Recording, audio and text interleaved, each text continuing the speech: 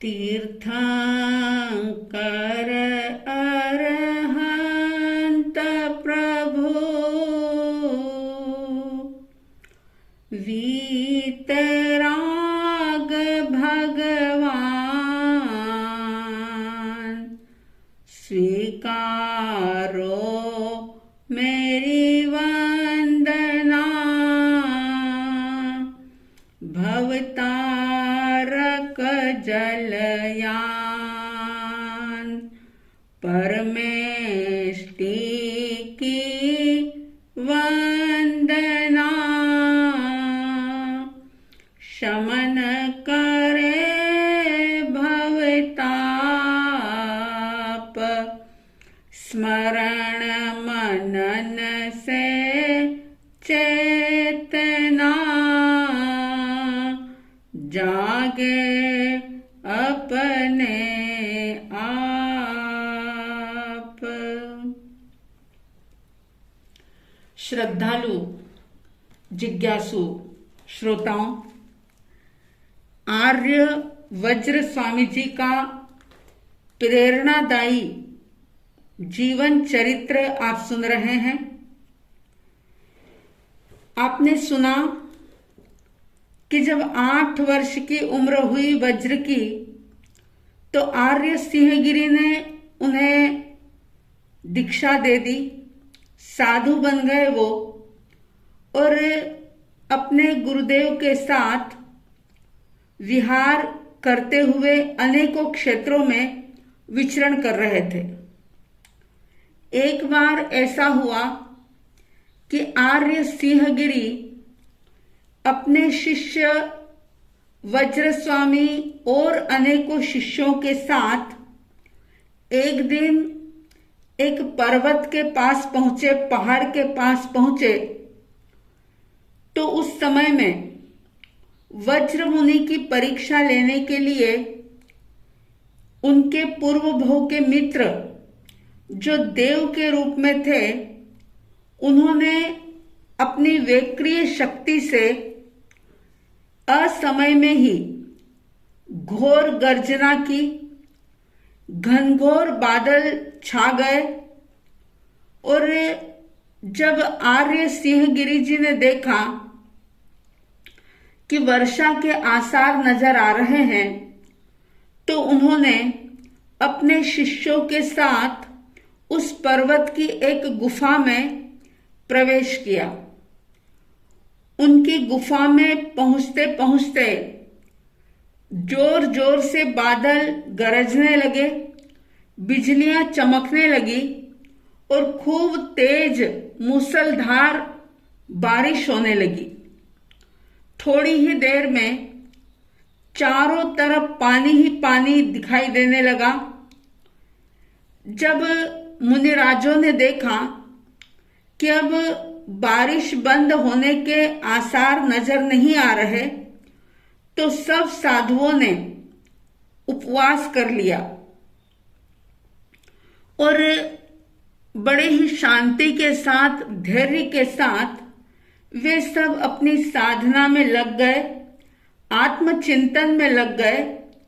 शाम होते होते, रात होते होते बारिश बंद हुई और सिंहगिरी आचार्य ने अपने शिष्यों के साथ वो रात उसी पर्वत की गुफा में व्यतीत की। दूसरे दिन जब दोपहर का समय हुआ, तो आर्य वज्र स्वामी अपने गुरु से आज्ञा लेते हैं और भिक्षा के लिए वो बस्ती की तरफ रवाना होते हैं। थोड़ी ही दूर चले थे कि वज्र मुनि ने देखा कि एक छोटी सी सुंदर बस्ती दिखाई दे रही है, और उस बस्ती में उन्होंने प्रवेश किया गोचरी के लिए। वे एक घर में गोचरी के लिए जब जाते हैं, तो उन्होंने देखा कि उस घर में अत्यंत ही सौम्य सुंदर कुछ लोग जो कि खड़े हुए थे और उन्होंने मुनि वज्र को नमस्कार किया, वंदना की और वे उन्हें गोचरी देने के लिए तैयार हुए। देखिए, बालक वज्र की बिल्कुल बाल्यावस्था थी। भले वो मुनि बन गए थे, लेकिन मात्र 8 वर्ष की उम्र थी उनकी। इतनी कम उम्र होने के बावजूद भी उनकी प्रज्ञा बहुत जबरदस्त थी। वज्र मुनि ने विचार किया कि ये जो दान देने वाले हैं, जो ये गृहस्थ हैं, क्योंकि वो देव माया थी, उन्होंने देखा कि इनके गले में माला पहनी हुई है और इनके पैर जो है हलन चलन आदि क्रिया करने के बावजूद भी ये धरती से कुछ ऊपर है, यानी धरती का स्पर्श नहीं कर रहे हैं, धरती को छू नहीं रहे हैं। तो ऐसी दशा में उन्होंने ये जान लिया कि निश्चित रूप से ये लोग मनुष्य नहीं लेकिन देव होने चाहिए। पहले दिन का उपवास था उनका, अगले दिन पारणा करना था, दोपहर हो गई थी, लेकिन दूषित आहार लेना उनको बिल्कुल भी स्वीकार नहीं था। वो ये जानते थे कि देवताओं के द्वारा दिया गया दान साधु किसी भी रूप में नहीं ले सकता। साधु के लिए वो दान कल्पनीय नहीं है। तो उनको जब निश्चय हो गया कि ये जो भिक्षा दे रहे हैं, गोचरी दे रहे हैं, ये दोष युक्त है, तो उसी समय मुनि वज्र ने अपनी अस्वीकृति दे दी और उन देवों से कहा, जो मानव रूप में थे, उनसे कहा कि ये भोजन देवपिंड होने के कारण साधुओं के लिए ग्रहण करने योग्य नहीं है। देवता बड़े प्रसन्न होते हैं, अपने ओरिजिनल रूप में आते हैं और वज्र मुनि की विशुद्ध आचार निष्ठा से वे बहुत प्रभावित हुए और वज्र मुनि को उन देवों ने आकाशगामिनी विद्या प्रदान कर दी। आर्य वज्र बचपन से ही ज्ञान पिपासु थे, ज्ञान के रसिक थे और ज्ञान पिपासु होने के साथ साथ सेवा करने वाले भी थे, सेवाभावी भी थे।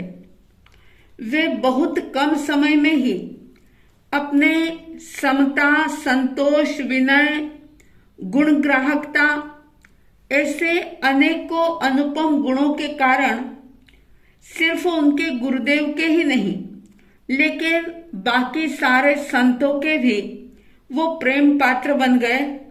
सारे ही संत उनको बहुत प्रेम से रख रहे थे। गुरुदेव के पास उन्होंने अपना ज्ञान जो था वो लगातार उपार्जित करना चालू रखा। 11 अंग के गूढ़ रहस्यों को उन्होंने जान लिया, समझ लिया।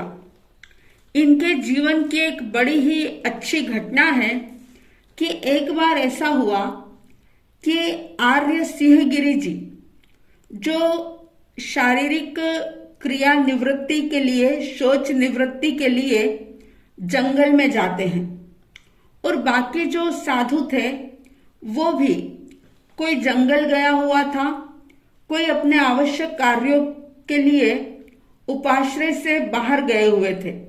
मतलब उस समय ऐसा था कि उपाश्रय में एक भी साधु मौजूद नहीं थे, अकेले वज्र मुनि थे।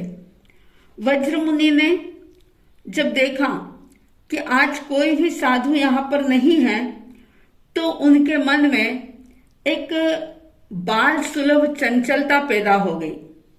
उन्होंने क्या किया कि जो भी साधु थे, उनके जो वस्त्र रखे हुए थे, उन सारे कपड़ों को उठाया, सबको एक तकिए का आकार दे दिया और ऐसे गोलाकार में सभी के कपड़े रख दिए और ऐसी कल्पना की उन्होंने कि ये सारे श्रमण यहाँ पर बैठे हुए हैं और उसके बीच में वो खुद बैठ जाते हैं और खुद बैठ करके क्रमशः उन्होंने 11 अंगों की वाचना देना शुरू कर दी। हालांकि सुनने वाला कोई नहीं था, लेकिन बच्चे के मन में, उस बाल साधु के मन में एक भाव जागा कि जैसे मैं सबको ज्ञान बांट रहा हूं, वाचना दे रहा हूं और सारे साधु सुन रहे हैं। आंख बंद करके धारा प्रवाह बिल्कुल गंभीर स्वर में वे शास्त्रों की वाचना देने लगे और ये क्रम चल रहा था।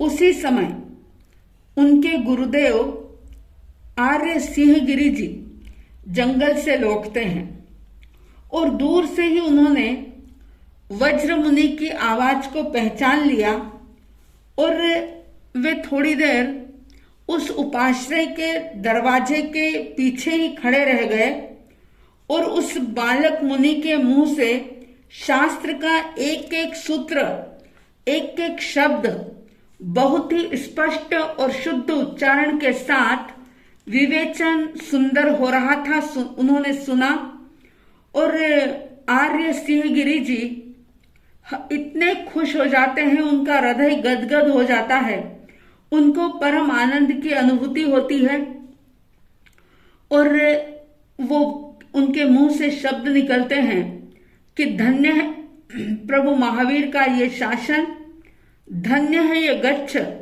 कि जिसमें इस प्रकार का अलौकिक एक बाल मुनि विद्यमान है। बहुत प्रसन्न होते हैं वो और जब उपाश्रय के अंदर उन्होंने प्रवेश किया और वज्र स्वामी जी ने अपने गुरु के प्यार भरी नजर को देखा तो वज्र मुनि समझ गए कि उनका ये जो गुप्त कार्य था वो गुरु से छुपा नहीं रहा। गुरु जी को पता चल गया कि मैंने क्या किया। जल्दी जल्दी सारे संतों के जो कपड़े उन्होंने रखे थे सबको उठाया और यथा स्थान जल्दी से रख दिया।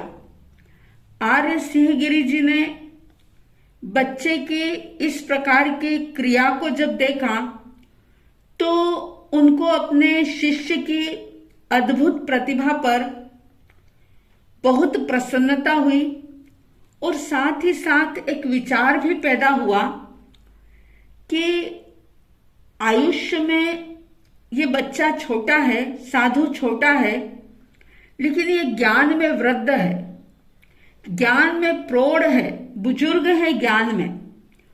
और ये बालक अपने से बड़े जो ज्येष्ठ मुनि हैं उनकी सेवा भी करता है। तो जो अन्य साधु है उनको पता होना चाहिए कि वास्तव में ये लघु साधु कितना ज्ञानी है और उन बड़ी उम्र के साधु के मन में भी, दीक्षा में बड़े जो मुनिराज हैं उनके मन में भी इस लघु साधु के प्रति अहोभाव होना चाहिए और इसके ज्ञान के प्रति उनके मन में भी एक विनय का भाव होना चाहिए। तो उन्होंने एक उपाय खोजा। सुबह सिंहगिरी जी ने अपने सारे शिष्य समूह को अपने पास बुलाया और उनसे कहा कि देखो, मैं आज यहां से विहार कर रहा हूं और जो भी ज्ञानार्थी संत हैं, जो शिक्षा ग्रहण करने वाले श्रमण हैं, वे सब यहीं पर रहेंगे। अंग शास्त्रों का अध्ययन करने वाले जो श्रमण थे उन्होंने बहुत ही विनीत स्वर में अपने गुरुदेव से पूछा कि गुरुदेव, आप अगर चले जाओगे, विहार कर जाओगे और हम यहां रहेंगे तो हमें शास्त्रों की वाचना कौन देगा, कौन हमें अध्ययन करवाएगा।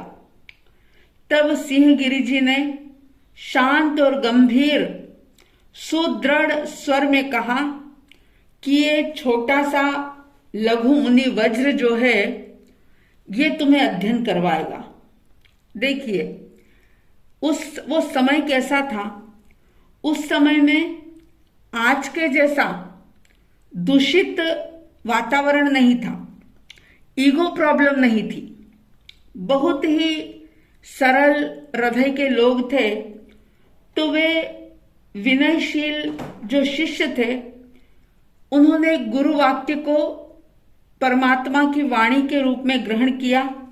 गुरु के वाक्य को ईश्वर का वाक्य वो समझते थे और सहज मुद्रा में सबने कह दिया कि जो आज्ञा गुरुदेव, जैसा आप कहेंगे वैसा ही होगा। और ऐसा कहकर के सब साधुओं ने गुरु के आदेश को शिरोधार्य कर लिया। उसके बाद आर्य सिंह गिरी जी ने कुछ स्थविर साधुओं के साथ वहां से अन्य स्थान के लिए विहार किया। अब वाचना का समय जैसे ही होता तो उम्र में बड़े, दीक्षा में बड़े जो मुनि थे, वे एक पाट पर वज्र मुनि को बिठाते थे और वज्र मुनि का पूरी तरह से सम्मान करते हुए अपने अपने आसन पर बैठ जाते थे। वज्र मुनि जो उम्र में छोटे थे लेकिन ज्ञान में बहुत बड़े थे, वे उन्हें शास्त्रों की वाचना देते, प्रत्येक सूत्र की, प्रत्येक गाथा की बहुत ही विस्तार पूर्वक वो व्याख्या करते और गुण से गुण रहस्य भी इतना सरल तरीके से समझाते कि हर साधु के दिलो दिमाग में वो बिल्कुल स्पष्ट हो जाता, उसका अर्थ अमिट रूप से अंकित हो जाता था। रोज शास्त्रों की वाचना का ये क्रम चलता रहा। वज्र मुनि से शास्त्रों की वाचना ग्रहण करते समय प्रत्येक साधु ऐसा महसूस करता कि मानो हम अमृत पी रहे हैं। प्रभु की वाणी क्या मिली, मानो अजर अमर होने का एक उपाय मिल गया। बड़े अहोभाव के साथ सारे ही संत, बड़े बड़े संत भी वज्र मुनि से ज्ञान प्राप्त कर रहे थे। कुछ दिनों के बाद आर्य सिंह गिरी जी फिर से वहां पर पधारते हैं। सारे श्रमण अपने गुरुदेव के चरणों में मस्तक झुकाते हैं, वंदन करते हैं। गुरु अपने शिष्यों से प्रश्न करते हैं कि तुम्हारा आगम का अध्ययन कैसा चल रहा है। तब सारे साधु एक साथ आनंद भरे स्वर में जवाब देते कि गुरुदेव, आपकी कृपा से बहुत ही सुंदर हमारा अध्ययन चल रहा है और वाचना ग्रहण करते समय हम सबको परम आनंद की अनुभूति होती है और भगवान अब हमेशा के लिए आर्य वज्र जो हैं वो हमारे वाचनाचार्य रहेंगे। सिंह गिरी जी ने असीम संतोष का अनुभव किया और कहा कि देखो, मैंने प्रत्यक्ष अनुभव से ये सब कुछ जान लिया था, इसलिए इस बाल मुनि की अनुपम इसके गुणों से, इसकी गुण गरिमा से तुम सारे लोग भी परिचित हो जाओ, इसलिए जानबूझ करके मैंने यहां से विहार किया। अनेक प्रकार के तपस्या के साथ साथ वज्र मुनि सारे साधु समूह को वाचना भी देते रहे और साथ ही साथ अपने गुरु के पास अध्ययन भी करते रहे। बहुत कम समय में आर्य वज्र ने अपने गुरु के पास जितना भी आगम का ज्ञान था वो सब ग्रहण कर लिया। अब सिंह गिरी जी ने ये सोचा कि मेरे पास जितना ज्ञान था वो सारा ज्ञान मैंने वज्र को दे दिया। अब जो और भी श्रुत ज्ञान है, श्रुत शास्त्र हैं, उनका और विस्तार से अध्ययन कराने के लिए मुझे किसी सुयोग्य विद्वान मुनि के पास आर्य वज्र को भेजना चाहिए। और इसलिए उन्होंने वहां से विहार किया। और विहार करते करते वे एक दिन दशपुर नामक नगर में पहुंचे, जो मंदसौर मध्य प्रदेश में आज मंदसौर के नाम से जाना जाता है। वहां से उन्होंने आर्य वज्र को उज्जैन में विराजित 10 पूर्वधर जो आर्य भद्रगुप्त थे उनके पास अध्ययन के लिए भेजा। शाम के समय में आर्य वज्र उग्र विहार करते हुए उज्जैनी नगरी पहुंचे और शाम का समय हो जाने के कारण से उनको रात्रि में नगर के बाहर ही एक स्थान पर उन्होंने आराम किया। सुबह जब आवश्यक कार्य से निवृत्त हुए और वे अपने गुरु के द्वारा बताए गए संत भद्रगुप्त के पास जा रहे थे, उस समय में आर्य भद्रगुप्त जो थे उन्होंने अपने शिष्यों से एक बात कही कि देखो, मैंने रात में एक ऐसा स्वप्न देखा कि खीर से भरा हुआ मेरा पात्र जो है वो एक सिंह का बच्चा आकर के पी गया, और सिर्फ वो खीर का कटोरा ही नहीं पिया बल्कि उस खीर के पात्र को जीभान से उसने चाट भी लिया है। और ये मैंने सपना देखा, तो इस सपने को देखने से मुझे ऐसा लग रहा है कि 10 पूर्वों का ज्ञान प्राप्त करने का इच्छुक कोई महान बुद्धिशाली व्यक्ति आने वाला है। अभी उन्होंने अपनी बात पूरी ही की थी कि इतने में मुनि वज्र जो थे वो उनके सामने उपस्थित हो जाते हैं और भक्ति भाव के साथ वंदन नमस्कार करके अपने आने का कारण बताते हैं कि मुझे अपने गुरुजी ने यहाँ पर भेजा है और मैं आपके पास अध्ययन करने के लिए आया हूं। भद्रगुप्त आचार्य जो थे उन्होंने वज्र मुनि के शारीरिक लक्षणों को, उनके विनय को देख करके ये समझ लिया कि ये जो हैं ज्ञान के लिए सुयोग्य पात्र हैं, और उन्होंने उन्हें पूर्व ज्ञान की वाचनाएं देना शुरू किया। और मुनि वज्र जो 10 पूर्वों का उन्होंने संपूर्ण अर्थ सहित अध्ययन कर लिया, और उसके बाद वे फिर से अपने गुरु सिंहगिरी की सेवा में आते हैं। जब सिंहगिरी की सेवा में वो उपस्थित हुए तो आचार्य ने बहुत खुश होकर के उन्हें वाचक पद से सुशोभित किया, वाचक पद दे दिया उनको, और अपने प्रिय शिष्य वज्रमुनि को 10 पूर्वधर के रूप में देख करके, यानी 10 पूर्वों का ज्ञान उनको है, इस रूप में देख करके आर्य सिंहगिरी ने बहुत ही संतोष का अनुभव किया। और उन्होंने जब ये जाना कि अब मेरी आयुष्य का बहुत कम समय बाकी है, मेरा अंतिम समय नजदीक आ रहा है, तो उन्होंने अपने उस 10 पूर्वधर आर्य वज्र को अपने उत्तराधिकारी के रूप में आचार्य पद पर प्रतिष्ठित किया। और इस प्रकार से आचार्य वज्र जो थे उन्होंने खूब जिन शासन की प्रभावना की, अलग अलग स्थानों पर विचरण किया, विहार किया, और उन्होंने परमात्मा महावीर के शासन की खूब जाहो जलाली की। उन्हें जब पता चला, अपने ज्ञान बल से उन्होंने देखा कि 12 वर्ष का बहुत ही दुष्कर ऐसा दुष्काल पड़ने वाला है, तो उन्होंने अपने शिष्यों के साथ, 500 शिष्यों के साथ आमरण अनशन करने का निश्चय किया।